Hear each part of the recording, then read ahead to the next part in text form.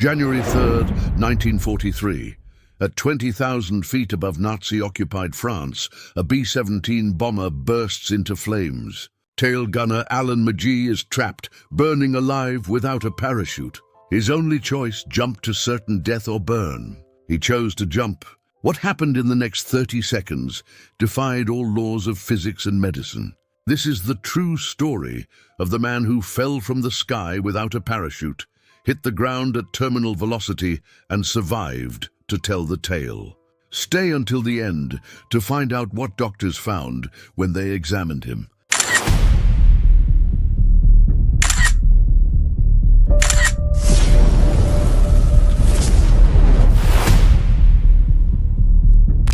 Alan Eugene McGee was born on January 13, 1919, in Plainfield, New Jersey. He was the son of an Irish-American working-class family struggling during the Great Depression.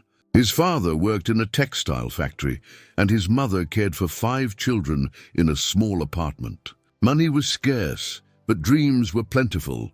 From childhood, Alan was fascinated by airplanes. In the 1920s and 30s, aviation was new, exciting, almost magical. Charles Lindbergh had crossed the Atlantic in 1927 when Alan was only 8 years old. Amelia Earhart flew for records. The sky represented freedom, adventure, an escape from the difficult life in Plainfield. Alan spent hours in the local field watching planes go by. He collected newspaper clippings about famous pilots, built model airplanes out of wood and paper, and dreamed of the day he too would fly. But the reality was different. At 17, Alan had to leave school to work. Job after job. Car mechanic, warehouse assistant, factory worker. It was hard work, poorly paid, with no future. But Alan kept his dream alive. In 1940, as Europe plunged into war, Alan worked as a mechanic in Newark. He heard news of British bombers attacking Germany, of American volunteer pilots fighting abroad. The war seemed distant, but Alan felt it would eventually reach America. December 7th, 1941. Pearl Harbor was attacked. Japan had brought war to American soil. The next day, the United States declared war. Alan, now 22 years old, knew what he had to do. In January 1942, he enlisted in the United States Army Air Forces. Finally, his dream would come true. He would fly, but not as a pilot. Pilots needed a college education that Alan didn't have. Instead, he would become a bomber gunner. The training was intensive. Alan learned to operate a .50 caliber machine gun, identify enemy aircraft at long distances, calculate firing trajectories, and survive at extreme altitudes. He trained in sub-zero temperatures using oxygen equipment and practicing emergency procedures, but nothing really prepared him for the reality of combat.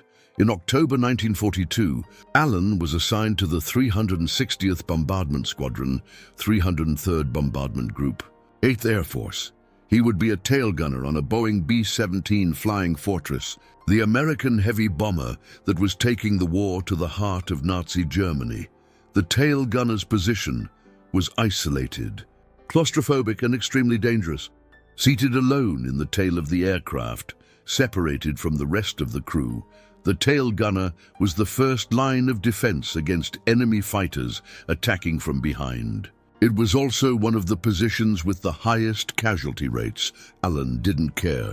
He was flying. He was making a difference. He was living his dream, even if that dream came with a calculable probability of not surviving the 25 missions required to complete the combat tour. His first mission was in November 1942.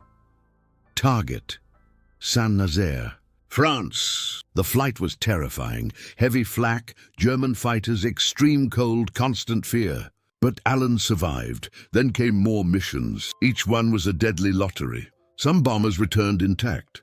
Others came back riddled with bullets, with engines ablaze, crews wounded. Some never returned. On January 3, 1943, Alan McGee was about to embark on his 7th combat mission. It would be a mission that would transform him from an ordinary soldier into a medical legend. The morning of January 3rd, 1943, dawned cold and foggy over Molesworth Air Base, England. The temperature was below freezing. Frost covered the B-17 bombers parked on the runway. Crews prepared for the day's mission. Target, Saint-Nazaire, France. Again, German submarines operated from fortified bases there, sinking Allied ships in the Atlantic. The bases were built with reinforced concrete so thick that conventional bombs barely damaged them. But the Allies kept trying. Alan McGee donned his flight gear, a lined thermal jumpsuit, a heavy leather jacket, wool-lined boots, thick gloves, a leather helmet, and aviator goggles. Over all of this, he wore an inflatable life vest and a parachute harness, the parachute. A piece of equipment that could save his life if the plane was shot down. But in the position of tail gunner, it was complicated. The space was so tight that Alan couldn't use the parachute during flight. He stored it inside the fuselage, planning to retrieve it if he needed to jump. At 9:15, the B-17 engines roared to life. One by one, the bombers taxied to the runway. 19 B-17s from the 360th Squadron took off, forming a defensive pattern in the grey sky. Alan's B-17, nicknamed Snap, Crackle, Pop, because of the distinctive sound its engines made, took its position in the formation. 10 men aboard: pilot, co-pilot, navigator, bombardier, flight engineer, radio operator, and 4 gunners, including Alan. The journey across the English Channel was tense but uneventful. When they crossed into German-occupied airspace, everyone went on high alert. Alan scanned the sky through the small windows of his tail position, looking for the distinctive silhouettes of Messerschmitt or Focke-Wulf fighters. At 10:47 a.m., the Lyceau de Sourtine, when they were approximately 20,000 feet above France. All hell broke loose. "Bandits, 6 o'clock!" Alan's voice rang out on the intercom. He had spotted German fighter planes approaching from behind.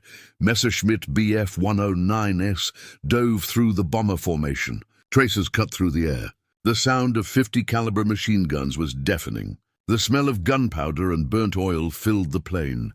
Alan fired his machine gun in controlled bursts, tracing the trajectories of the attacking fighters. He saw his tracers hit a Bf-109, which flew away smoking. But there were many more. Wave after wave of German fighters attacked the formation. Snap, Crackle, Pop was hit. First in engine number 3, which began spewing black smoke. Then in engine number 2, the B-17 began to lose altitude, falling behind the protective formation. German fighter planes, like sharks detecting blood, focused on the wounded bomber. More impacts. The starboard wing was hit, tearing open fuel tanks. Fire broke out, yellow and orange flames licking the aluminum fuselage. "Prepare to abandon aircraft," the pilot shouted into the intercom. "I repeat, abandon aircraft." Alan had to get out of his tail position, crawl through the burning fuselage, and retrieve his parachute. But when he tried to move, he discovered something terrifying. The door separating the tail section from the rest of the fuselage was locked. Damaged by bullet impacts, he was trapped. Flames surged toward him. Toxic smoke filled the compartment. The temperature rose rapidly. Alan pounded desperately on the door, but it wouldn't budge, and his parachute was on the other side of that door. Alan McGee was trapped in the burning tail compartment of a B-17 at an altitude of 20,000 feet. The temperature in the small space was rising rapidly. Flames consumed the fuselage around him. Acrid smoke burned his lungs with every breath. He had 3 options, all of them terrible. First, remain where you were and burn alive. Flames advanced inexorably. In a matter of minutes, the tail compartment would be an oven. Death would be painful and certain. Second, continue trying to open the locked door. But with each passing second, the situation worsened. If he waited too long, he would become too weak to act. Third, jump without a parachute. Through the small emergency hatch in your compartment. Fall 20,000 feet to the ground. Terminal velocity for the human body was approximately 120 miles per hour. Impact would be fatal. Without a doubt, Alan banged on the door once more, using all his strength. It wouldn't budge. He could hear the sounds of crew evacuating through the intercom, which was still partially functional. Voices shouting, confusion, panic. The heat was unbearable now. His gloves were beginning to melt. The skin on his face felt like it was burning. He could feel his hair singeing beneath his leather helmet, and then absolute clarity. Alan's mind, functioning with surprising sharpness amidst the panic, calculated his chances, burning 100% chance of a painful death, jumping maybe a 99.9% chance of death, but it would be quick. And there was that 0.1%, infinitesimal but existing, that something, anything, could happen to save him. Alan made a decision that would define the rest of his life. He removed the .50 caliber machine gun from its mount, clearing a path to the emergency hatch. Then he opened the hatch. Icy wind at 200 miles per hour rushed into the compartment. The temperature difference was shocking. Fire behind him, 40 degrees sous l'air in front. Alan looked down through the hatch. He could see the French landscape 20,000 feet below, snow-covered fields, forests, tiny villages. It looked like abstract painting, unrealistically distant. At that moment, thoughts raced through his mind. His family in Plainfield. His mother, who wept when he left for war. His father, who squeezed his hand and said, "Come home, son." His brothers, friends, the life he had lived, short but full. He was 23 years old. He should have had decades ahead of him. Marriage, children, career growing old. All of that was about to end, but there was also a different, almost defiant thought. If he had to go, at least it would be on his own terms, not burning like a trapped rat, but flying as he had always dreamed. Even if it was the last time. Alan took a deep breath. The air was thin at that altitude, but it worked to calm his mind. He said a silent prayer, and then, without further hesitation, he threw himself through the hatch. The wind struck him like a solid wall, tearing him from the plane and throwing him into free fall. The burning B-17 disappeared above him. He was alone in the empty sky, falling towards the earth at a speed that increased with each passing second. 20,000 feet to fall, approximately 2 minutes to impact. Alan Magee was falling from the sky without a parachute, and nothing on earth could save him, or so everyone would think. Falling from 20,000 feet is not like falling from a building. It's not a straight vertical drop. It's a complex, disorienting, absolutely terrifying experience. In the first few seconds, Alan was spinning uncontrollably. The wind tore at his clothes, ripped his aviator goggles from his face. The noise was deafening. Not peaceful silence, but a constant roar of wind at impossible speeds. The temperature was brutal. At 40 degrees, the air froze any exposed skin. But Alan barely felt it. Adrenaline and shock numbed his physical sensations. His mind was strangely clear, observing the situation with an almost clinical detachment. He tried to stabilize his fall, instinctively stretching his arms and legs as he had seen in parachute training. This reduced his rotation somewhat, but he continued to fall faster and faster. The first 5,000 feet passed in approximately 20 seconds. Alan looked up and could see other parachutes opening, members of his crew who had managed to jump with proper equipment. White flowers in the blue sky. They would float gently to the ground. He would continue accelerating until impact. At 15,000 feet, Alan reached terminal velocity, approximately 120 miles per hour for a human body in free position. He wouldn't accelerate any further, but he also wouldn't decelerate. That would be impact velocity. The human mind works strangely in moments of imminent death. Some report that their entire life flashes before their eyes. Others go into denial. Alan experienced something different, calm acceptance and a morbid curiosity about what would happen in the final moment. He could see details of the ground increasing now. At 10,000 feet, he could distinguish individual buildings. At 5,000 feet, he saw people and vehicles. The ground was approaching with terrifying speed. Alan noticed he was falling towards the city. Saint-Nazaire, probably. He could see red rooftops, grey streets, a train station. His brain, still functioning with surreal clarity, instinctively calculated his trajectory. At 2,000 feet, he could see the faces of people looking up. German soldiers, French workers, civilians, all watching the human figure falling from the sky. At 1,000 feet, Alan closed his eyes, not out of fear but instinct. What was coming next would be too fast to consciously process. His body tensed involuntarily, preparing for impact. 100 feet, 200 feet, and 100 feet. Elon Eugene Magee, a 23-year-old tail gunner from Plainfield, New Jersey, hit something at approximately 120 miles per hour.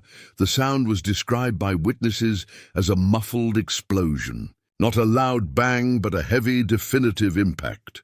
Something that instantly communicated that no human could survive. German soldiers who were nearby rushed to the impact site, expecting to find a mangled body beyond recognition. One of them would later comment, "No one survives a fall like that. It's physically impossible." But when they arrived at the location, they found something that defied all medical and physical logic. Alan Magee was alive, conscious, and trying to move.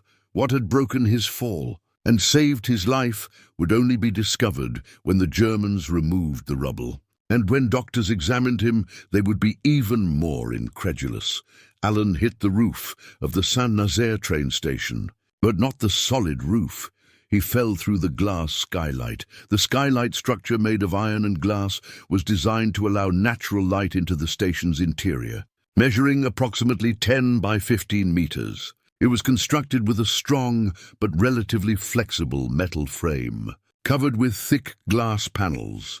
When Alan hit her, multiple things happened simultaneously, each miraculously contributing to her survival. First, the glass shattered, but in a way that dissipated some of the impact energy.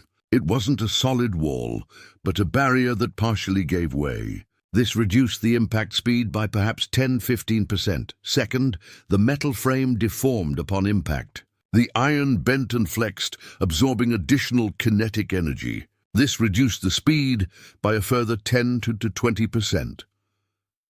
Third, after crashing through the ceiling, Alan fell another 15 feet to the station's interior floor. But this floor wasn't solid concrete. It was a wooden covering over a supporting structure. The wood cracked and partially collapsed under impact, absorbing even more energy. Fourth, and perhaps most importantly, Alan didn't hit the ground completely flat. His body struck at an angle, rolling partially upon impact. This distributed the force over a larger area and time, rather than concentrating it instantly on a single point. The combination of these factors reduced the impact force from absolutely fatal to only near fatal. But Alan had still fallen 20,000 feet. He had still reached approximately 100 miles per hour, even after deceleration. The injuries were catastrophic. When German soldiers arrived, they found Alan unconscious on the station floor, surrounded by shattered glass and broken wood. There was blood everywhere. His body was in a position that seemed anatomically impossible. The first soldier to reach him checked his pulse, expecting to find nothing. But there was a heartbeat, weak, irregular, but present. "Mein Gott," he murmured. "Lebt." "He is alive." A German military doctor was urgently summoned. Dr. Leo Alexander, a Wehrmacht physician stationed in Saint-Nazaire, arrived 15 minutes later. When he saw Alan, his first reaction was utter disbelief. "Did he fall from a bomber?" Dr. Alexander asked. "Yes, sir. Witnesses saw it. No parachute, impossible. No one survives that." But the evidence was before him. Alan was alive, though severely wounded. Dr. Alexander began an emergency examination. The injuries were extensive. Right arm broken in 3 places, right leg fractured, left ankle shattered, multiple broken ribs on both sides, right lung collapsed, damaged kidney, broken, nose, back, and pelvic injuries, glass scabs all over my body, severe.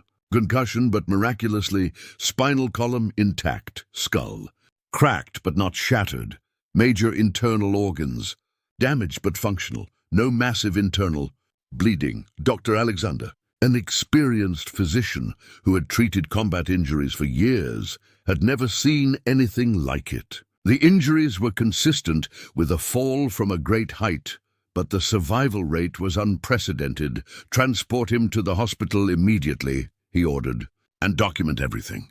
The medical community will never believe this.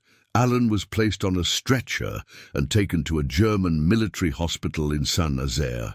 During transport, he briefly regained consciousness. His first thought was, "Am I dead?"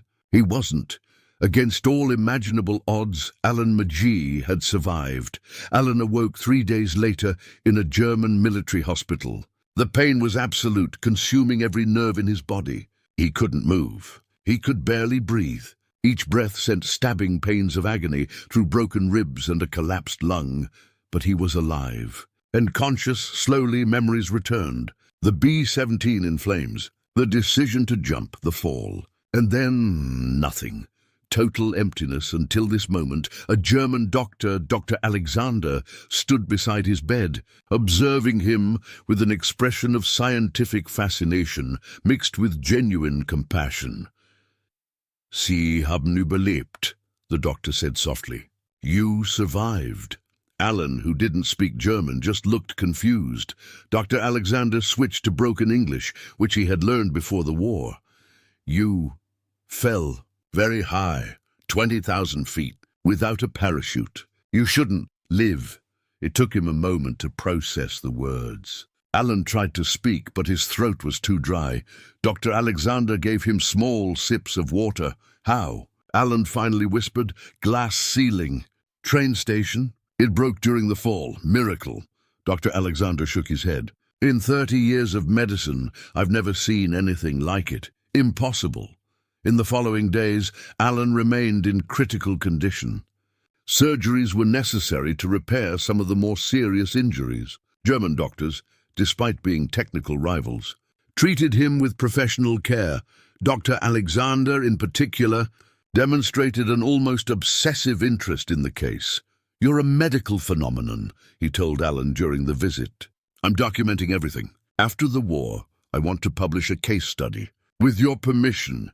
Alan, still processing the fact that he was alive, simply nodded. The idea of post-war seemed too abstract to contemplate. News of Alan's impossible survival spread rapidly among German forces in Saint-Nazaire. Soldiers came to see the American who fell from the sky, some out of curiosity, others with genuine respect for his extraordinary resilience. A German officer, a major who had been a pilot before the war, visited Alan specifically to express his admiration. "As a gunner, you were the enemy," the major said in perfect English. "But as a man who survived the impossible, you have my deepest respect. The gods of war clearly still have plans for you, but respect didn't change reality. Alan was a prisoner of war. As soon as he was stable enough for transport, he would be sent to a prisoner of war camp in Germany. Its crew had been captured as well, those who survived. Of the 10 men aboard, the snap, crackle, pop, 7 had parachuted out. 3 perished when the plane finally crashed. The survivors were gathered in a processing camp before being sent to various stalags. When his crewmates learned that Alan was alive, they initially didn't believe it. He was trapped in the tail compartment, the pilot insisted. He didn't have a parachute. It's impossible. But when they saw Alan, broken, bandaged, barely conscious, but undoubtedly alive, silence fell over the group. "Did you jump without a parachute?" the co-pilot finally asked. Alan nodded. "And did it survive the fall?" Another nod. "McGee," the pilot said softly, "you are the luckiest or most blessed man I have ever met." Probably both. In April 1943, 3 months after the crash, Alan had recovered enough to be transported. He was sent to Stalag 17B in Krems, Austria, a prisoner of war camp for Allied aircrew. His journey was far from over, but he was alive to live it. Stalag 17B was a prisoner of war camp located near Krems, Austria, approximately 60 kilometers from Vienna. Designed to hold 4,000 prisoners, it frequently contained over 10,000. Conditions were harsh: inadequate food, overcrowded accommodations, brutal winters, and scorching summers. When Alan arrived in April 1943, he was still seriously debilitated. His right arm was immobilized. His right leg still did not bear weight properly. His ribs still caused him pain with every breath. He needed help with basic activities, but fellow prisoners looked after him. Among aircrew, there was an unwritten code of brotherhood. They had faced the same deadly skies, the same German fighters, the same terror of seeing comrades shot down. Alan was one of them, and his story, jumping without a parachute from 20,000 feet and surviving, quickly spread through the camp. He became something of a celebrity, an almost mythical figure among the prisoners. "It's Maji," prisoners whispered as he limped past. The guy who fell from the sky. Some asked to hear the story directly from him. Alan, naturally modest, downplayed it. "I was lucky," he said. "I hit something that broke the fall.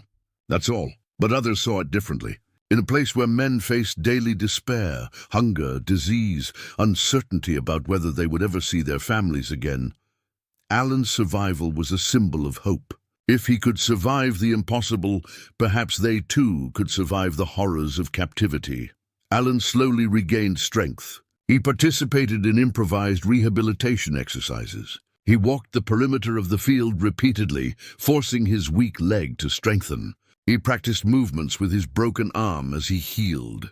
The healthcare system in the camp was rudimentary. Prisoner doctors did their best with limited resources. But Alan's frailty did not completely disappear. He suffered from chronic pain. His damaged lung limited his stamina. He developed premature arthritis in his fractured joints, but he was alive and determined to stay that way until he saw home again.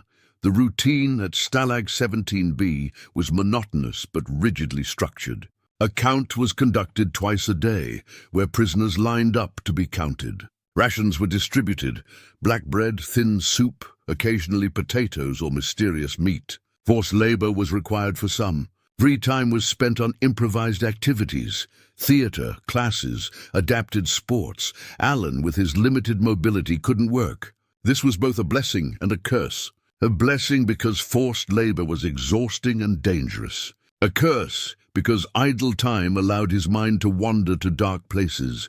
He constantly thought about his family. Did they know he was alive? Had the American military notified them that he had been captured? Or did they still believe he had perished on the mission? In fact, Alan's family had received notification in January 1943 that he was missing in action. Only in May were they informed through the Red Cross that he was alive and a prisoner. His mother's relief was indescribable. The winter of 1943-44 was especially brutal. Temperatures dropped well below freezing.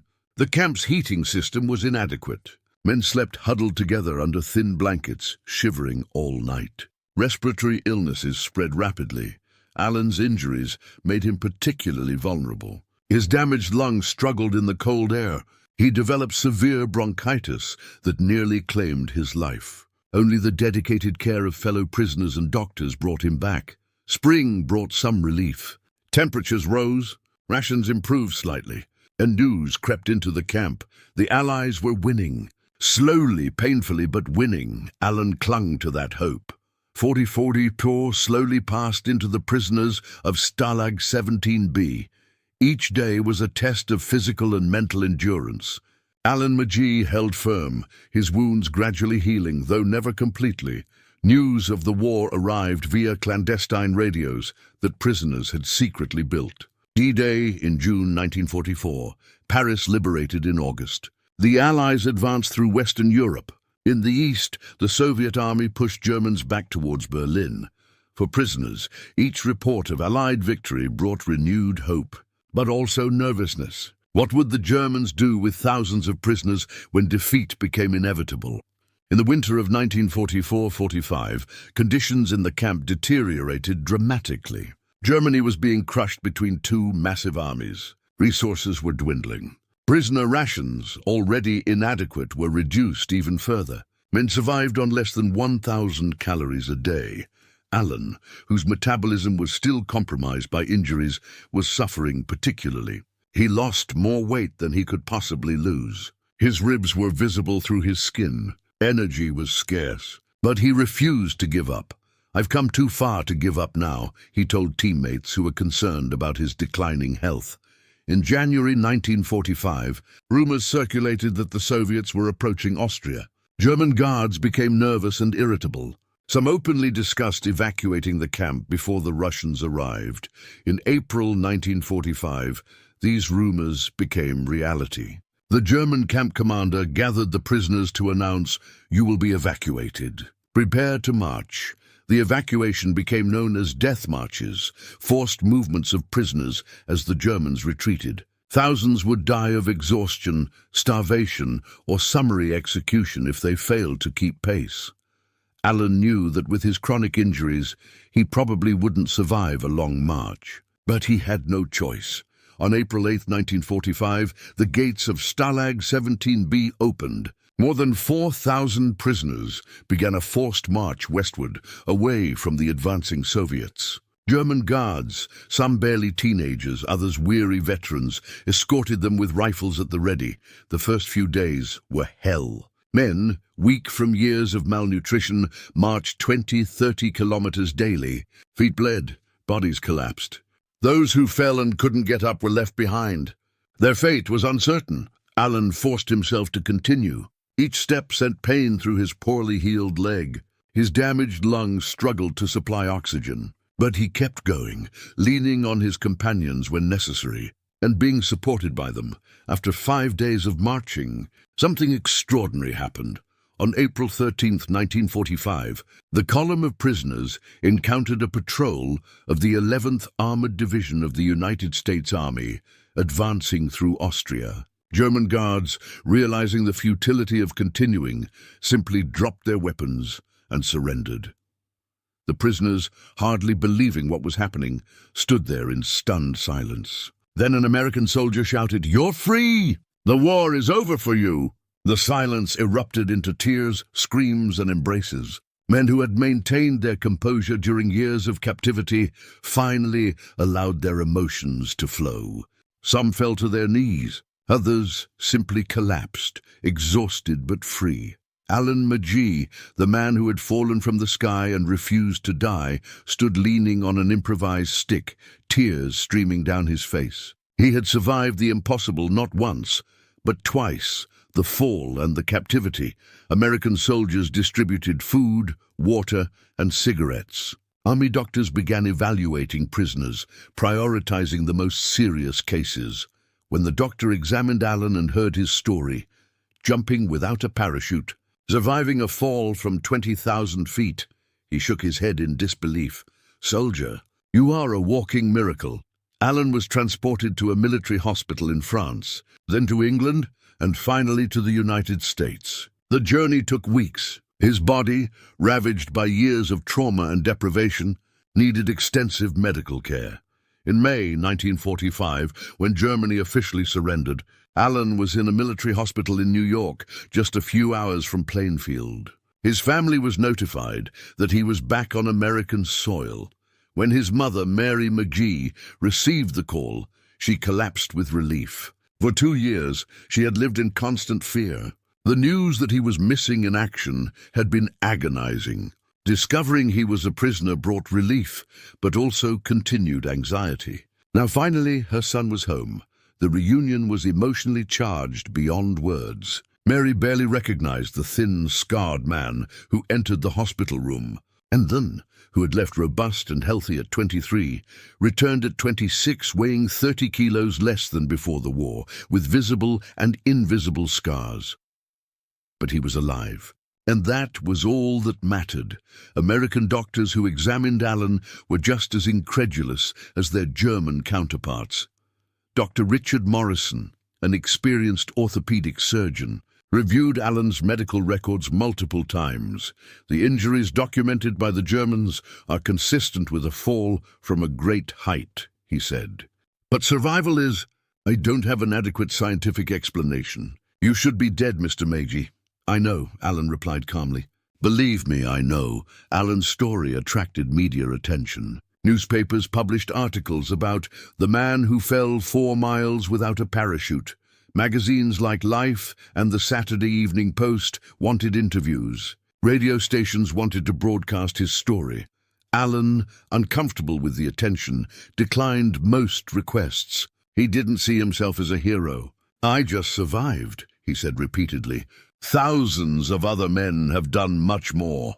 But the Army Air Force wasn't going to let him simply disappear. They wanted to study his case, understand how survival had been possible, and potentially save future lives through lessons learned. Alan cooperated with medical investigations. He underwent extensive examinations, X-rays, and physical tests. Doctors documented every healed fracture, every damaged organ, every scar. The conclusion was that a combination of extraordinary factors had saved Alan. The glass roof that dispersed impact energy, his youth and excellent physical condition prior to the fall, the position of your body during impact. Pure statistical luck, impossible to replicate. Mr. McGee represents the absolute limit of human survival, the official medical report concluded. It is unlikely that anyone will survive a similar fall in the future. But for Alan, technical analysis was secondary to the simpler question, what to do now? He was discharged from the hospital in August 1945, just days before Japan surrendered. World War II was officially over. Alan had his whole life ahead of him, a life he certainly shouldn't have had. He returned to Plainfield, to his family home. He tried to readjust to civilian life, but it wasn't easy. Nightmares tormented him, reliving the fall, the captivity, the comrades who didn't return. Physical pain was a constant reminder, but Alan was a survivor. If he had learned anything through his trials, it was that life is precious and fragile, and that when you are given a second chance, or a third, or a fourth, you don't waste it. He began to rebuild. Alan McGee spent months in rehabilitation after returning home. Physical therapy for a leg and arm that would never fully heal. Breathing exercises for a damaged lung. And less visible but equally important therapy for mental scars. In 1946, he met a young woman named Claire at a local veterans dance. She knew him only as Alan, a quiet, gentle man with a slight limp and scars on his hands. When he finally told his story, Claire thought he was joking. "No one falls out of a plane and survives," she said, laughing. "I know," Alan replied with a sad smile. But it happened. They married in 1947. Alan used benefits from the GI Bill to study aviation mechanics, an irony that did not go unnoticed. The man who had almost been killed by a plane was now repairing them for a living. He worked for decades as an aircraft mechanic, first at a commercial airfield in New Jersey, then for a regional airline. Colleagues noted that he treated each aircraft with an almost spiritual reverence. "Alan never takes shortcuts," a colleague commented. "He checks everything 3 times, as if people's lives depended on it." "It depends," Alan would reply simply. Alan and Claire had 3 children. He was a devoted father, though sometimes distant. The nightmares never completely stopped. Some nights, Claire would find him sitting on the porch, gazing at the starry sky, clearly elsewhere. "Are you there again?" she asked gently. "I will always be here," he would answer honestly. For decades, Alan rarely spoke about the war. Not to his children, not to friends. It was a chapter of his life he preferred to keep private. But in the 1980s, historians began seeking him out, wanting to document his extraordinary story. Initially reluctant, Alan eventually agreed. Not for personal glory, but because he realized the story had value, not just as a medical curiosity, but as a testament to human resilience. He gave interviews to military historians, participated in veterans' meetings, and even visited schools to talk about his war experiences. He always emphasized the same message: "I am not a hero. Heroes are those who did not return." In 1993, at the age of 74, Alan was invited to France for a ceremony commemorating the 50th anniversary of the strategic bombing campaign. He visited Saint-Nazaire for the first time since 1943. The train station was still there, though rebuilt. The skylight that had saved his life had been replaced decades earlier. Alan stood in the exact spot of his impact, looking up through the new glass roof. "I fell through that," he said softly to his companion. "At 120 miles per hour, and I'm here today." Local French residents who remembered the incident came to greet him, an elderly woman who was 10 years old in 1943. recalled seeing the American who fell from the sky being carried by German soldiers. "We all thought you were dead," she said through an interpreter. "When we later learned that you survived, it was like a miracle. It gave us hope that miracles were possible even in war." Alan was deeply moved. He had never considered that his survival might have any meaning for anyone other than himself and his family. The medical community never stopped studying Alan's case. His medical record became one of the most cited in literature on fall trauma. Emergency physicians, safety equipment designers, even aerospace engineers studied the factors that allowed him to survive.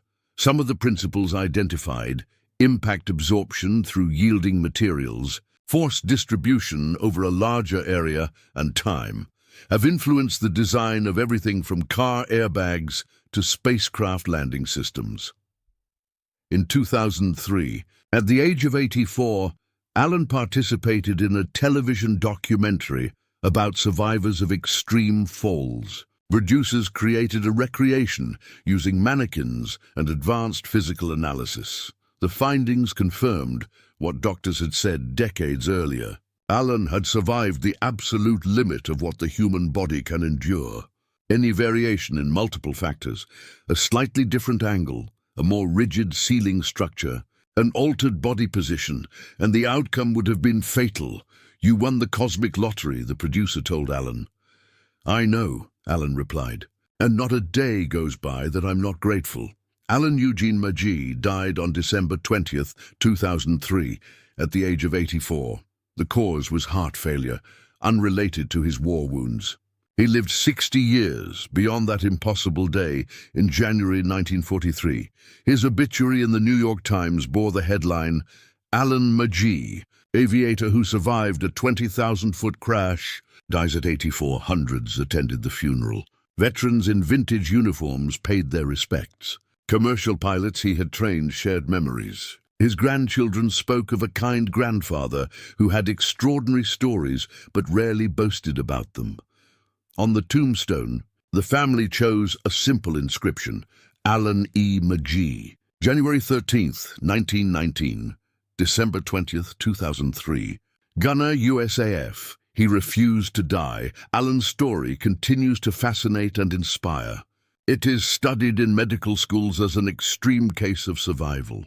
It is told in military history courses as an example of human resilience. It is shared in motivational programs as a testament to the fact that seemingly impossible situations sometimes have unexpected solutions. But perhaps the most important legacy is simpler and more personal. Alan proved that even when all seems lost, when physics and probability say there is no hope, the human spirit sometimes finds a way. He fell from 20,000 feet without a parachute. He hit the ground at a speed that should have killed him instantly. He survived with injuries that doctors deemed incompatible with life. He endured years of brutal captivity, and he lived 6 full and meaningful decades afterward. Alan Magee was no superhero. He was an ordinary man who faced extraordinary circumstances and simply refused to give up. At every critical moment, trapped in the burning plane, falling through the empty sky, fighting for survival in a prisoner of war camp, he made a conscious choice to keep fighting. And that choice, repeated countless times through unimaginable trials, made all the difference. His story reminds us that human resilience has limits that we don't fully understand. That courage doesn't mean the absence of fear, but action despite it. And that sometimes, against all odds, miracles happen. Alan Eugene Magee fell from the sky and lived to tell the tale. Not because he was lucky, though luck certainly played a part. Not because he was special, though he was extraordinarily resilient. He survived because when faced with certain death, he chose to live. And then he made that choice again. And again. Every day, in every way, until the natural end of a long and well-lived life.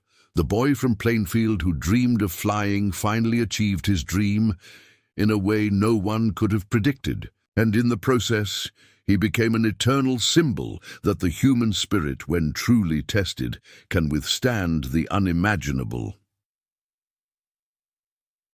End.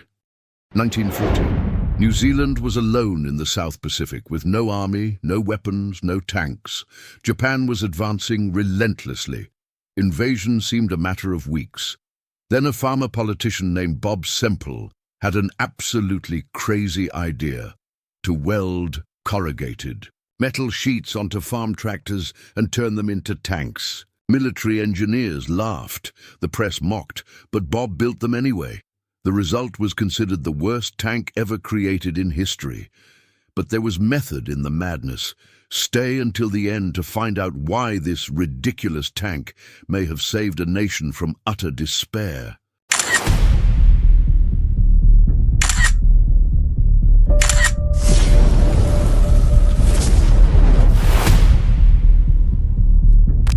Robert Semple was born in 1873 in Taranaki, New Zealand, the son of Irish immigrants who worked on a dairy farm.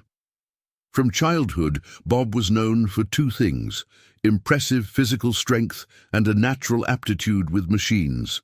By the age of 15, he was already repairing complex agricultural equipment that baffled even experienced mechanics. But Bob was more than just a talented mechanic. He had a keen social conscience and a gift for organizing people. In the 1890s, when New Zealand farm workers were being exploited by wealthy landowners, Bob began organizing unions. It was dangerous work. Landowners often hired thugs to discourage union organizers. Bob was not intimidated. At 6'3", tall, and with the strength of a bull, he could defend himself physically if necessary. But his true weapon was eloquence. He spoke the language of ordinary workers because he was one of them. He understood their struggles because he had lived them. In 1908, at the age of 35, Bob was elected to the New Zealand Parliament representing the Labour Party. It was a remarkable rise for a man without formal education, who had begun his life as a farm labourer. For the next 3 decades, Bob would be an influential figure in New Zealand politics. In 1935, when the Labour Party finally came to power after years in opposition, Bob Semple was appointed Minister of Public Works. It was a perfect position for a man of his experience, responsible for infrastructure, construction, and industrial development. Bob oversaw massive projects: highways, bridges, hydroelectric dams. But there was a growing problem that kept Bob awake at night: national defense. New Zealand in the 1930s was an extremely vulnerable nation. Its population was only 1.6 million. People scattered across 2 isolated islands in the South Pacific. The army was small and poorly equipped. The Air Force was practically non-existent. The Navy consisted of a few outdated ships. During World War I, New Zealand sent 100,000 men to fight in Europe, the highest per capita mobilization rate of any Allied nation. But modern military equipment, virtually zero. Bob understood brutal geography. New Zealand was 2,000 kilometers from Australia, 10,000 kilometers from Great Britain. If an invasion came, they would be alone for months before help could arrive. And in 1939, when Germany invaded Poland and World War II began, Bob's fears intensified. Although the war was initially focused on Europe, Bob saw disturbing patterns. Japan had already invaded China in 1937. The Japanese Empire was expansionist, militaristic, and increasingly aggressive. In 1940, the situation worsened dramatically. France fell in June. Great Britain was alone against Nazi Germany. And in the Pacific, Japan began to look south, to resources in Indonesia, Malaysia, and potentially Australia and New Zealand. Bob Semple, now 67, faced a seemingly impossible dilemma. As Minister of Public Works, he was responsible for industrial production during wartime. But New Zealand had no arms industry. It had no factories for tanks, airplanes, or heavy artillery. Military equipment had to be imported from Great Britain, which was desperately producing for its own survival. New Zealand orders were constantly delayed, cancelled, or simply ignored. Bob needed a solution, one that was quick, cheap, and feasible, using locally available resources. That's when he had the idea that would make his name live on in history, though not in the way he expected. If they couldn't import tanks, they would build their own. And they would do so using what New Zealand had in abundance: agricultural tractors and farmers' determination. To understand why Bob Semple did what he did, we need to understand the atmosphere of absolute panic that gripped New Zealand in 1940 and 1941. The Japanese were not a distant theoretical enemy. They were a real and imminent threat. In September 1940, Japan invaded French Indochina. In July 1941, they occupied the rest of Indochina. Each move was a step closer to the South Pacific. British and American intelligence services warned that a Japanese attack was a matter of when, not if, and New Zealand was painfully unprepared. The New Zealand Army, called the Second New Zealand Expeditionary Force, was fighting in North Africa and Greece. They were excellent soldiers, but they were 20,000 kilometers from home. If Japan invaded, they would not be able to defend their homeland. Home defense consisted of territorial force, reserve, home guard, civilian volunteers, and a handful of regular troops. Equipment was shameful. Many volunteers trained with painted brooms to simulate rifles because there weren't enough real weapons. Heavy artillery, virtually non-existent. Tanks, zero, literally zero tanks in the entire New Zealand territory. The civilian population was terrified. Newspapers published maps showing how easily Japan could reach New Zealand. Families in coastal towns built makeshift shelters. Evacuation plans were drawn up. Children practiced air raid drills at school. The government ordered nightly blackouts. Windows were covered, streetlights were turned off, and cars drove without headlights.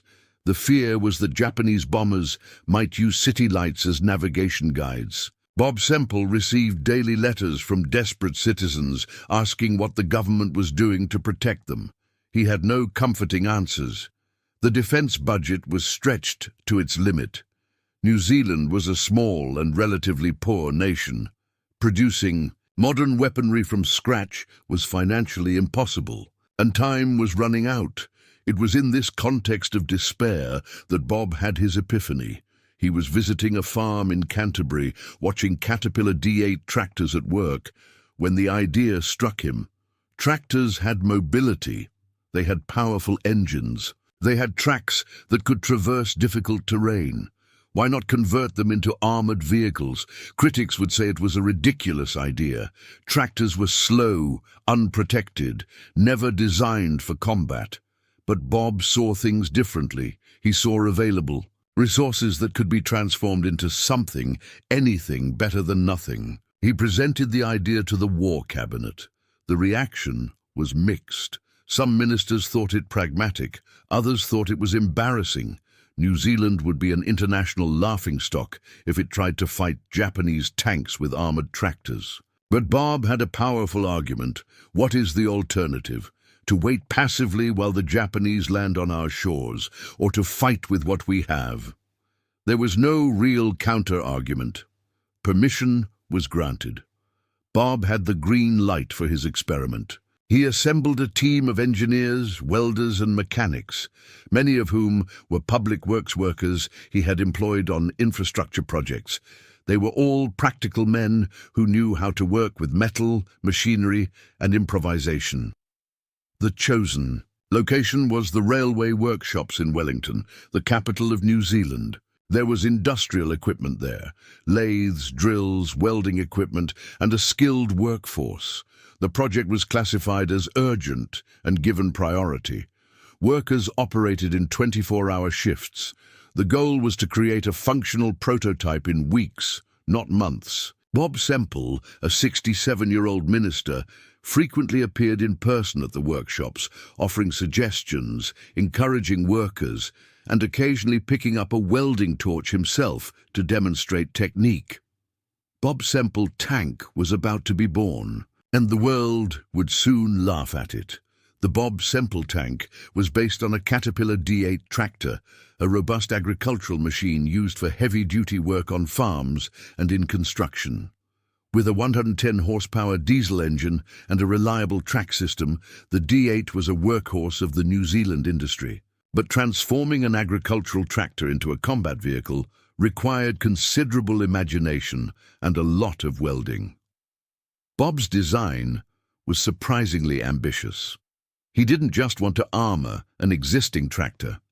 He wanted to create a functional combat vehicle with multiple weapon positions. The superstructure was built using corrugated metal sheets, a common material used in rural roofs and sheds in New Zealand. It wasn't high-grade military armored steel. It was literally roofing material, but it was what was available. Corrugated. Sheets were cut, bent and welded to create an angled box around the tractor. The design was peculiar.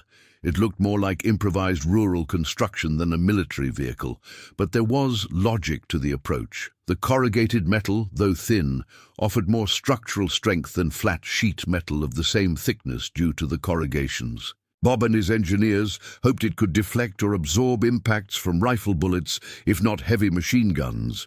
The crew compartment was designed for 8 men, an extraordinarily high number for an armored vehicle. The layout was driver in, the front, commander above, and 6 gunners in positions around the superstructure. The armament consisted of 6 .303 caliber Bren machine guns, standard British weapons that New Zealand had in limited stock. Each gunner operated a Bren through a gap in the armor. The idea was that the tank could unleash a significant volume of fire in multiple directions simultaneously.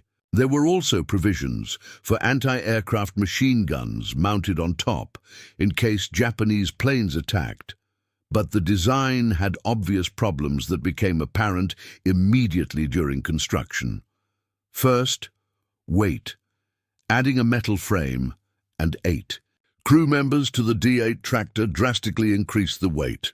The 110 horsepower engine, suitable for agricultural work, was overloaded. Top speed dropped to approximately 15 kilometers per hour on flat terrain. On uneven terrain, it was even slower. Second, height. To accommodate 8 men and multiple weapon positions, the superstructure was high, over 3.5 meters. This made the tank a huge target and easily visible. Any principles of camouflage or low profile were completely ignored. Third, visibility. The driver had only narrow slits to see through the armor. Driving was extremely difficult, especially on rough terrain or during combat, when visibility would be even more restricted by smoke and confusion. Fourth, protection. Improvised ballistic tests revealed that corrugated metal could stop rifle bullets at long distances, but was vulnerable to heavy machine gun fire and completely ineffective against any artillery or anti-tank gun. Fifth, ergonomics. The interior was cramped, uncomfortable, and extremely hot. In the New Zealand summer, the internal temperature could exceed 50 degrees Celsius. Ventilation was inadequate. The crew would be exhausted quickly, but Bob persisted. The first prototype was completed in December 1940. When it rolled out of the workshop, the reaction was mixed. Some workers applauded. They had built something from scratch in weeks. Military officers present were more skeptical. One colonel reportedly commented, "Well, it certainly looks impressive." In a way, the press was invited to a public demonstration. Journalists watched as the Bob Semple tank crossed the railroad yard, its 8 crew members firing Brens at training targets. The next day's headlines were mixed. Some newspapers applauded the Kiwi ingenuity. Others were less kind. Semple's tin tank was a particularly scathing headline, but Bob didn't care about the critics. He ordered the production of additional units. The goal was to build dozens of these tanks to equip territorial defense units. The Bob Semple tank was officially in production, and it was about to become legendary for all the wrong reasons. While Bob Semple oversaw the production of his tanks, the international military community began to take notice, and the reaction was brutal. British military attachés in Wellington sent reports to London describing the project. The reply was polite but firm, innovative but unsuitable for modern combat. Translation, it was a joke. American military analysts were more direct. A 1941 intelligence report called the Bob Semple Tank an improvised agricultural construction with no real military value. But the most scathing criticism came from New Zealand tank veterans serving in North Africa. They fought in real British tanks, Matildas, Crusaders, Valentines, against the German Afrika Korps. When they heard about Bob's project, their reaction was disbelief, followed by anger. "We're dying here in real tanks fighting German panzers," a tank commander wrote in a letter that eventually leaked to the press. "And back home they're wasting resources on tractors with sheet metal roofs. It's an insult." Technical criticisms were numerous and devastating. Inadequate armor, corrugated metal 12-13 mm thick, offered virtually no protection beyond long-range rifle fire. Japanese heavy machine guns would easily pierce it. Anti-tank guns would tear it to pieces. Pathetic speed, a maximum speed of 15 km/h, meant it would be overtaken by motorized infantry. It could not maneuver quickly to avoid threats or exploit tactical opportunities. Huge profile. At 3.65 meters tall, it was an impossible target to miss. A basic principle of tank design is to maintain a low profile. Bob Semple was the opposite of that. Overcrowding 8 men in a cramped space was a logistical nightmare. Coordinating fire from 6 machine guns simultaneously would be chaotic. Emergency evacuation would be slow and dangerous. Lack of radio. Communication between tanks was through hand signals or messengers. Coordinating multiple vehicles in combat would have been virtually impossible. Weak armament. Bren machine guns were excellent infantry weapons, but inadequate for vehicle combat. They could not penetrate enemy armor. They were only effective against unprotected infantry. Complex maintenance. Although based on a reliable tractor, the addition of heavy superstructure and military equipment created multiple points of failure. Field maintenance would be difficult. Terrible mobility. Although the D8 tracks were robust, the added weight and high center of gravity made the vehicle unstable. Traversing rough terrain or leaning on hills was dangerous. The risk of tipping over was real. Comparisons with contemporary tanks were humiliating. American Sherman, 48 km/h, 75 mm cannon, 76 mm armor, 5 crew members. German Panzer IV, 42 km/h, 75 mm cannon, 80 mm armor, 5 crew members. Bob Semple, 15 km/h, 6.303 caliber machine guns, 12 mm armor, 8 crew members. There was no competition. In any engagement with a real tank, Bob Semple would be destroyed in seconds. Cruel nicknames proliferated. Semple's mobile shed, cardboard tank, corrugated iron disgrace. A New Zealand satirical magazine published a cartoon showing Bob Semple tank being destroyed by an angry cow. Caption: "Finally meets a worthy opponent," but there was one detail that critics completely missed. Bob Semple never expected these tanks to engage German panzers or even Japanese medium tanks. He had a completely different purpose in mind, and for that specific purpose, however ridiculous it might seem, Bob Semple tank made perfect sense. Bob Semple wasn't an idiot. He understood perfectly well that his tanks were inferior to real military weaponry. But critics didn't understand New Zealand's unique strategic context. The New Zealand Defence Plan in 1940-41 was not to fight tank battles against the invading Japanese army. It was impossible. Japan had hundreds of actual tanks, experienced crews, and massive air support. The defense strategy was different, to make the invasion so costly that the Japanese would choose easier targets. Bob envisioned a specific scenario: Japanese forces attempting an amphibious landing on New Zealand beaches. This was the most vulnerable and likely point of attack. In this scenario, Bob Semple tanks would have a specific role: mobile fortifications to defend beach positions. Think of it this way: Japanese infantry disembarking from invasion barges would face heavy machine gun fire. 6 Brens firing simultaneously could unleash approximately 3,000 rounds per minute. Against infantry in open terrain, that would be devastating. Corrugated metal, though inadequate against cannons, could protect crews from rifle and light machine gun fire that assault infantry would initially carry. Enemy tanks would come later, but initial waves would leave infantry vulnerable. Slow speed didn't matter because tanks would be in prepared defensive positions, not chasing enemies or performing offensive maneuvers. They would essentially be bunkers that could slowly reposition themselves if necessary. A tall profile was indeed a problem, but Bob planned to use terrain and camouflage to mitigate it. Positioned behind sand dunes or in natural depressions, height would be less critical. 8 crew members allowed for rotation during prolonged combat. The team could rest, replenish ammunition, or treat minor injuries while others maintained fire. In a battle of attrition defending a beach, this was valuable. Most importantly, the psychological effect. Even a bad tank is intimidating to infantry without adequate anti-tank support. The sound of the engine, the appearance of the armored vehicle, machine guns firing, all of this would impact the morale of attackers. And there was a brutal economic factor. Cost. An American Sherman tank cost approximately $50,000 in 1942, equivalent to $850,000 today. A Bob Semple tank cost approximately 800 New Zealand pounds, about 3,200 USD, or $55,000 USD adjusted for inflation today.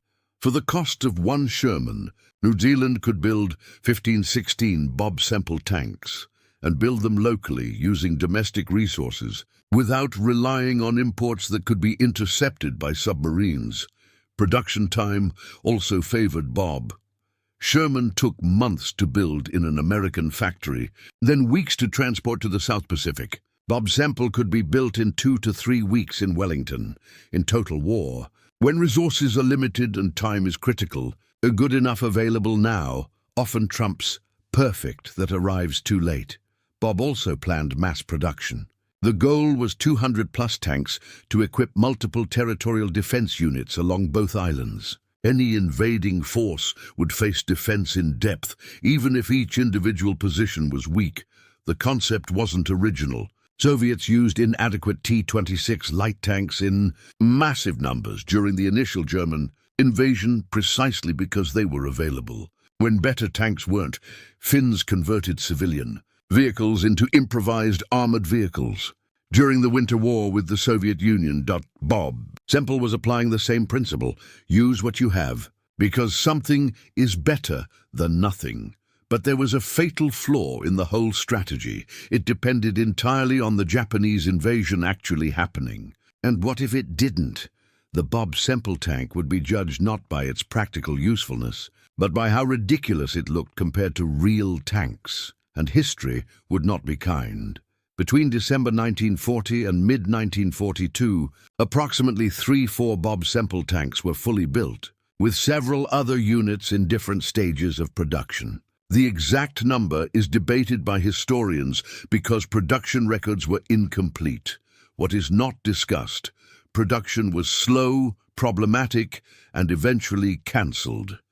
Problems arose immediately. Caterpillar D8 tractors were precious assets needed for critical infrastructure, airfield construction, defensive fortifications, military roads. Converting D8s into tanks meant removing them from these essential functions. A conflict arose between the Department for Public Works, Bob Semple, and the Department for Defense. The Defense Department argued that D8s were better suited as construction equipment to fortify defensive positions than as improvised tanks of questionable value. Bob fought to keep the project alive, but political pressures were mounting. Other ministers began publicly questioning the allocation of resources. In Parliament, opposition members attacked Bob Semple tank as a white elephant and a waste of public money. The press became increasingly critical. An editorial in the Wellington Evening Post in March 1941 argued, "While our lads in North Africa fight with real equipment, We waste resources on mechanical fantasies, but there was a more significant development. The strategic situation was changing. In June 1941, Germany invaded the Soviet Union. Suddenly, pressure on Great Britain eased slightly. The British began sending more equipment to the Commonwealth, including New Zealand. In December 1941, everything changed. Japan attacked Pearl Harbor. The United States entered the war, and crucially, Americans began building a massive military presence in the Pacific. For New Zealand, this meant they were no longer isolated and vulnerable. The American Navy patrolled the oceans. American aviation established bases, and eventually, American military equipment, including actual tanks, would begin to flow in. The desperate need that had motivated Bob Semple Tank was evaporating. The project was quietly cancelled in mid-1942. What happened to the tanks that were built? Records are vague, but apparently Unit 1, prototype, used for field training near Wellington. Crews practiced beach defense tactics, eventually decommissioned and likely scrapped. Units 2 to 3, designated for territorial defense units, but rarely operated. Maintenance was problematic, and there was no real threat to justify their use. Incomplete units, disassembled, and components recycled. D8 tractors returned to civil construction service. No Bob Semple tank ever fired a shot in anger. None saw combat. None survived to this day as a museum artifact. For many, this confirmed that they had been a complete waste from the start. But some Home Guard veterans saw it differently. Sergeant Thomas Wilson, who trained with Bob Semple Tank in 1941, recalled in a 1985 interview, "Everyone laughed at him, of course. But having something, even something ridiculous, was better than having nothing. It gave us a sense that we could fight, that we weren't completely defenseless. That mattered for morale." Another veteran, Corporal James Mackenzie, "We knew it wasn't a real tank, but it was concrete. It was tangible. It was evidence that someone was trying to protect us. In 1941, when invasion seemed imminent, that meant something." There was also a more practical perspective from Commander John Harrison.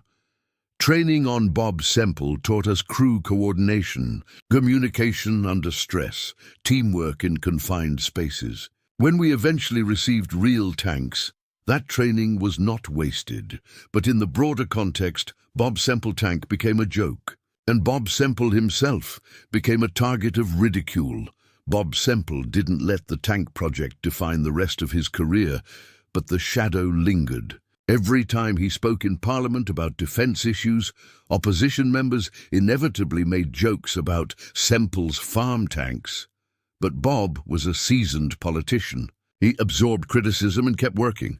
As Minister of Public Works during the war, he oversaw massive infrastructure projects that actually contributed significantly to the war effort.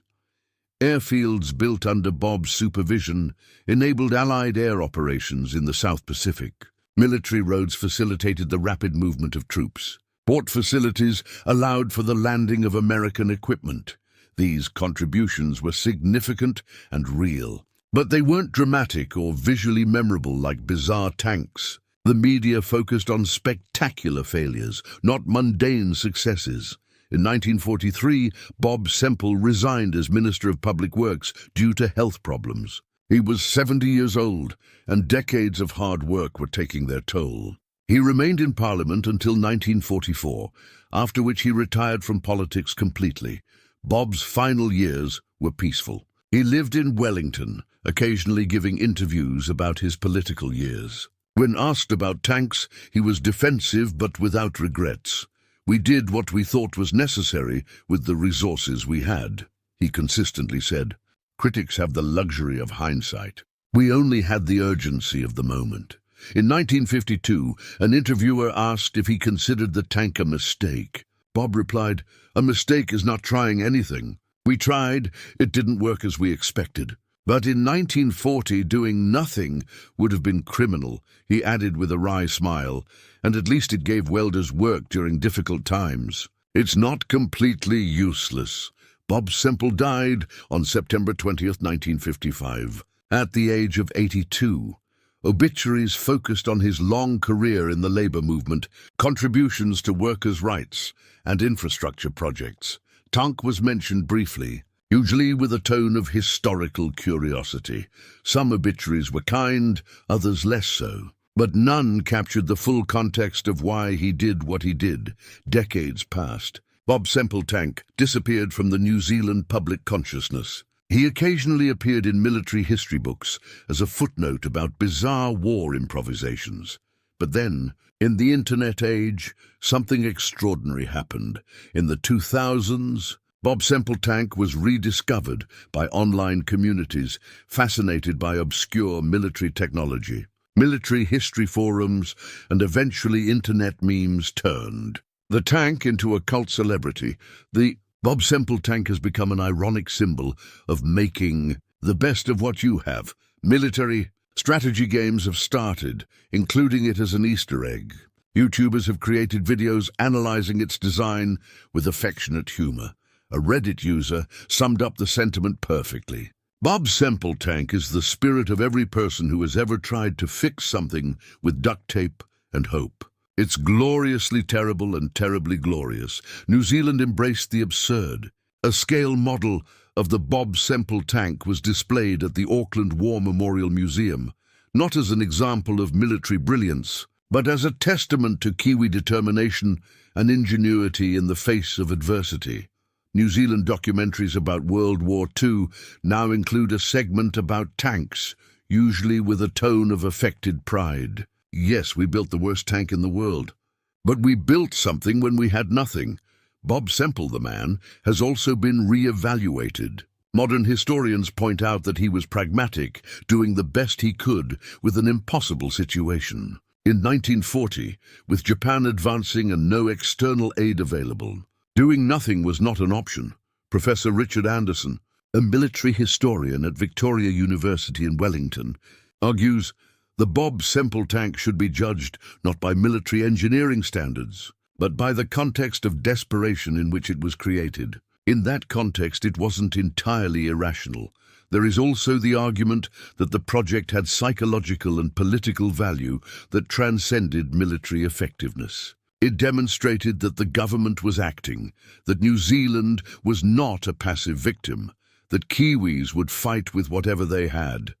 And there was historical precedent for such thinking. During the London Blitz, the British built fake wooden anti-aircraft guns to give the appearance of a stronger defense than they actually had. The goal was not to shoot down German planes, but to boost civilian morale and potentially confuse enemy aerial reconnaissance. Bob Semple Tank operated on the same logic, a symbol of resistance, even if its substance was questionable. The Bob Semple Tank was not the only example of a desperate, improvised tank during World War II. When we examine the broader context, we see that multiple nations facing similar emergencies made similarly unorthodox choices. Soviet Union, Ni-1, Nai-Ispug, for the fright.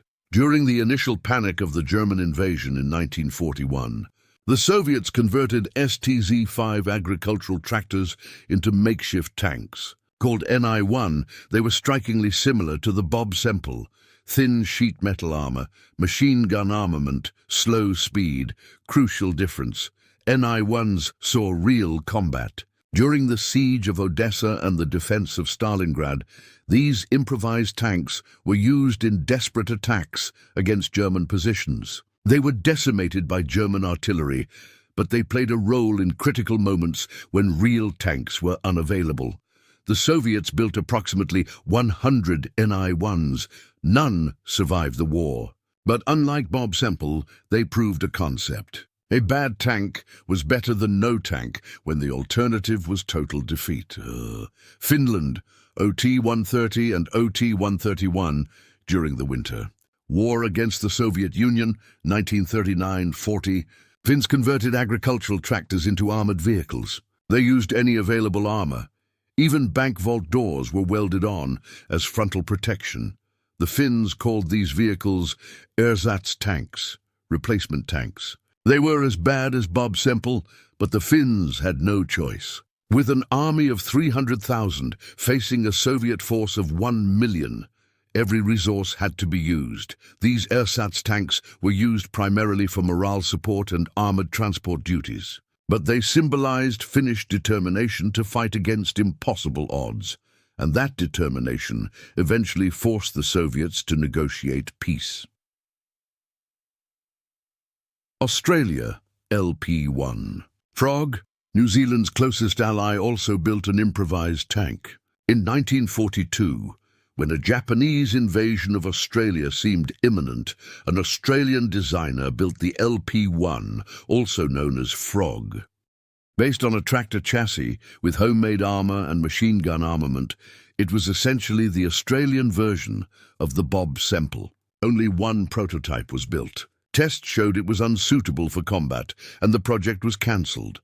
But the existence of LP-1 proves that Bob Semple was not alone in his thinking. Facing the same Japanese threat with the same limited resources, the Australians arrived at the same solution. France, chenillette d'infanterie, even before the war. France experimented with makeshift tankettes using tractor chassis. The project was abandoned in favor of proper tanks, but the concept showed that professional military personnel also considered converting civilian vehicles when resources were limited. Great Britain, Bison Concrete. Armoured lorry. The British built armoured vehicles using trucks covered in concrete. They weren't tanks, but the concept was similar, armouring civilian vehicles to create military capability when production of dedicated vehicles was insufficient. These were primarily used for airfield security. But the principle was identical to Bob Semple's thinking, the common pattern. All of these projects shared some characteristics.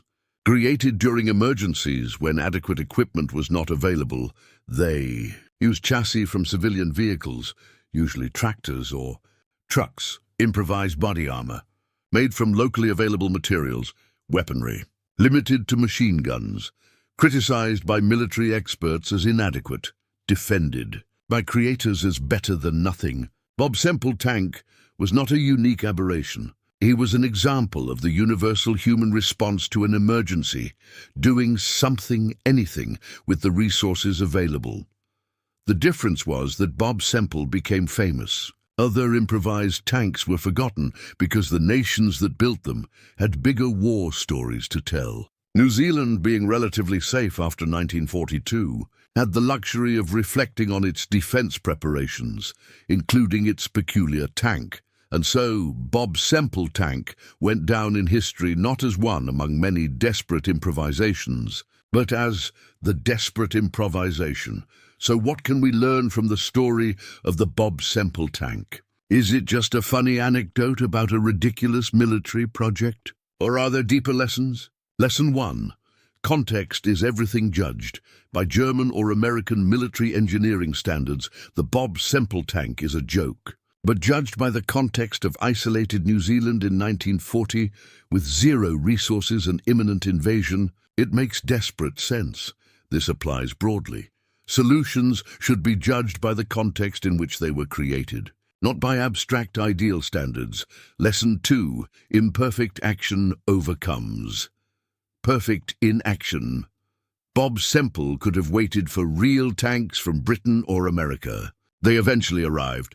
But in 1940, eventually could mean too late. He chose to act with imperfect resources rather than passively wait for a perfect solution that might never come. The principle is relevant in any crisis. Doing something now with limited resources often outperforms perfect planning for later. Lesson 3. Morality and psychology. Matter. The military value of Bob Semple tank was questionable, but its psychological value, demonstrating that the government was trying to protect citizens, that resistance was possible, that New Zealand was not a helpless victim, was real. In war, as in many aspects of life, perception and morality can be as important as material ability. Lesson 4.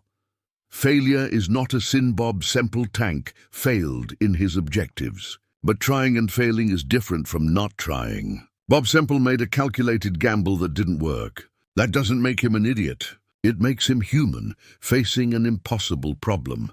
Modern culture often punishes failure severely. Bob Semple's story reminds us that trying unconventional solutions is valid, even when they don't work.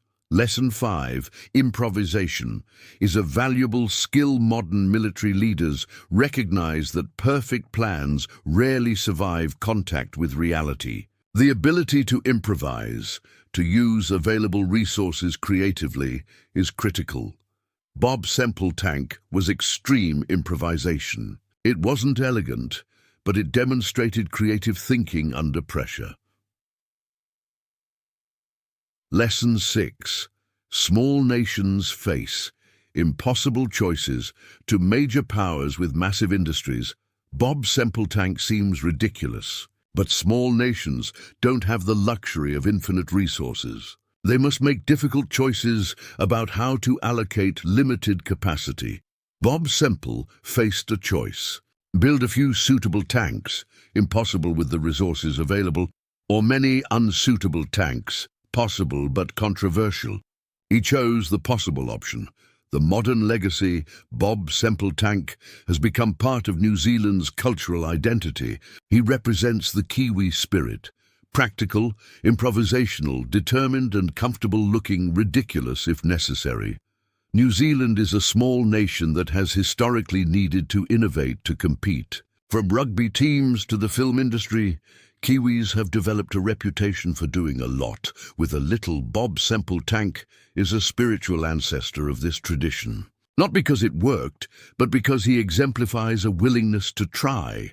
There is also growing recognition of Bob Semple's larger contributions. His work on infrastructure during the war was significant. Hydroelectric projects he initiated provided power for post-war industrialization. Roads he built still exist. The tank was a failure, but the man was not. In 2019, a New Zealand brewery launched a beer called Bob Semple Tank Ale, with the slogan, "Like the tank, strong, local, and a little ridiculous." The label featured a drawing of the tank. It was a perfect embrace of legacy, acknowledging the absurd while celebrating the spirit. Behind it, the University of Auckland occasionally offers an engineering seminar called the Bob Semple Lesson.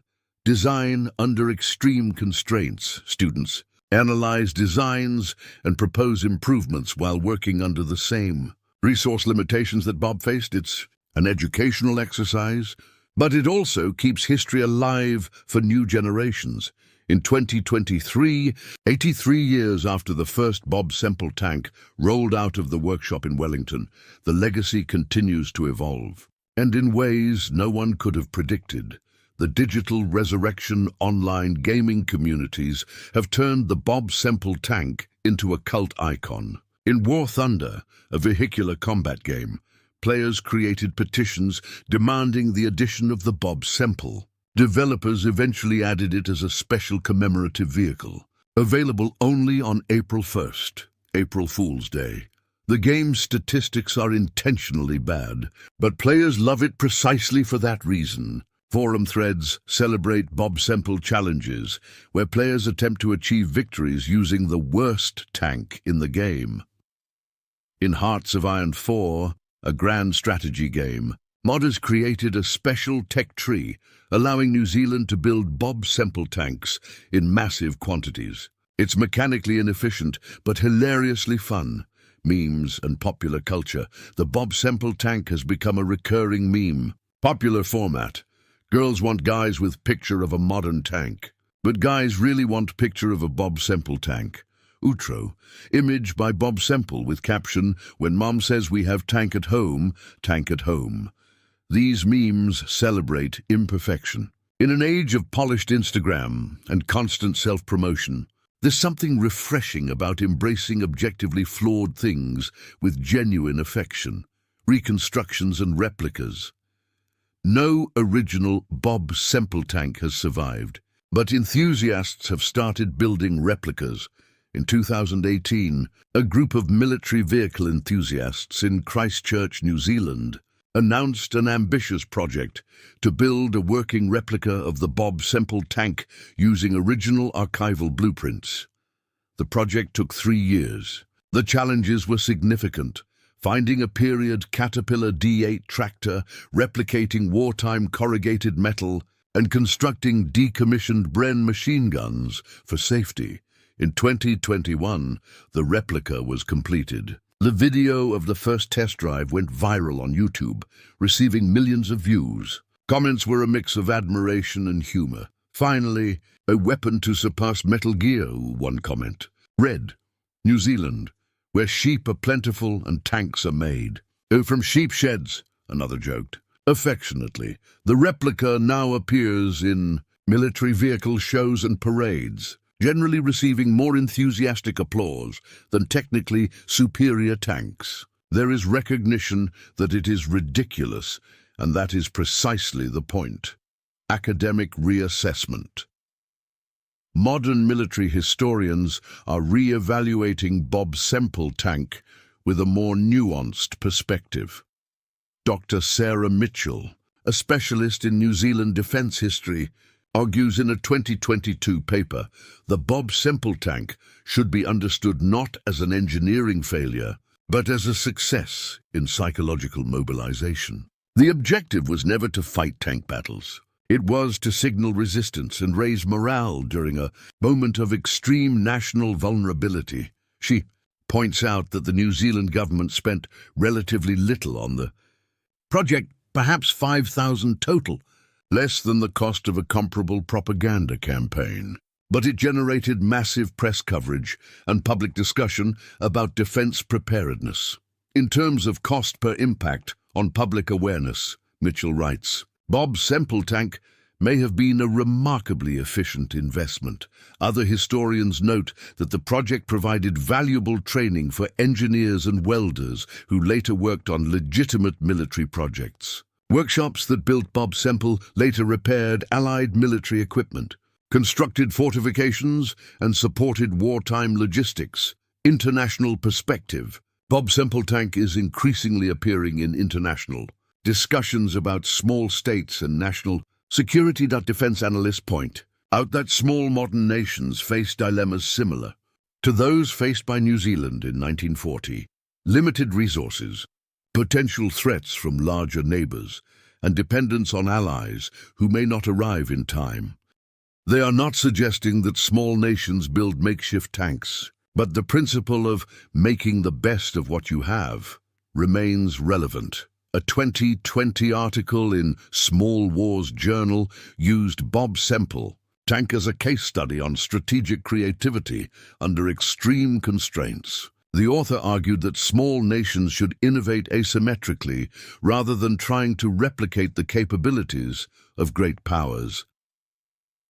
The human factor. Perhaps the most interesting aspect of Bob Semple's legacy is how his story resonates emotionally with ordinary people. In YouTube comments on videos about tanks, a pattern emerges. People share stories of their own Bob Semple moments, situations where they had to improvise solutions with inadequate resources. Software engineer, debugging legacy code without documentation is my Bob Semple. Tank professor, teaching online during a pandemic with bad Wi-Fi was my Bob Semple tank. Single dad, preparing dinner with random ingredients at the end of the month is my Bob Semple tank. The story transcended its military origins and became a metaphor for human resilience and creative improvisation. Bob Semple in perspective. When we evaluate Bob Semple tank 80+ years later, the verdict is complex. Militarily, failure. It did not provide adequate protection. It did not move adequately. It was not adequately armed. As a combat instrument, it was inadequate. Psychologically, partial success. It demonstrated governmental action and temporarily boosted morale, although it also generated ridicule. Economically, neutral. The cost was low enough that it did not significantly harm the war effort, but resources could have been better used elsewhere. Culturally, unexpected success. It became part of New Zealand's national identity and an international symbol of improvisational resilience, humanly understandable. Bob Semple, facing an impossible situation with impossible resources, made a reasonable choice given the information and options available in 1940. The final lesson, Bob Semple Tank, teaches us that history isn't simple. It's not about pure successes and pure failures. It's about real people doing the best they can under difficult circumstances. Bob Semple wasn't a military genius. He wasn't an idiot either. He was a pragmatist making a desperate gamble during a desperate time. His gamble didn't work out the way he expected, but it didn't cause a disaster either. And decades later, his attempt has become a symbol of something many admire: the willingness to try, even when success is unlikely. In a world that often demands perfection and punishes failure, there is something profoundly human and encouraging about Bob Semple Tank.